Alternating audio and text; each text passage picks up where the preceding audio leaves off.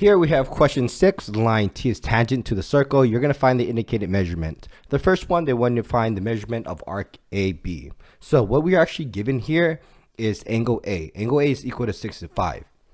The property that you need to know is that the angle is equal to 1/2 the arc. That angle is particularly the inscribed angle that touches the point of tangency. Okay, so if you plug in A as 65, you get 65 equals to 1/2 the measurement of the arc. Multiply both sides by 2 to cancel out the fraction. You get the arc of BA is equal to 130. B, you want to find the arc of DEF. Arc DEF is the arc from the inscribed angle of angle D. We know angle D is 65.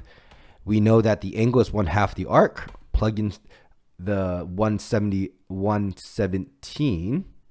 Okay.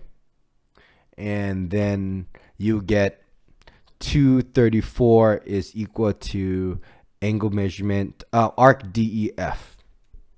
Okay, remember, I made a little mistake here. I wrote 65. It's not. It's supposed to be 117, okay?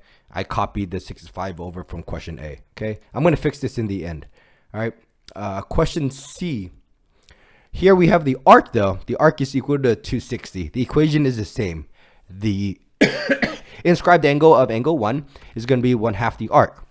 Plug in the arc is 260. 260 times 1/2, it's 130. The measurement of angle 1 is 130.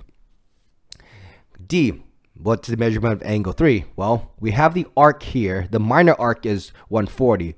The major arc, that is the intercepting arc of the inscribed angle of 3, is the major arc of 210. Okay? Then 210 is what you're plugging in. 1/2 of 210 is 110. Okay? Let me plug it in for you to see this much better, okay? This arc is 210. All right? That's why it's 1/2 of this of 210, not 140. And lastly, this was 117, okay? All right.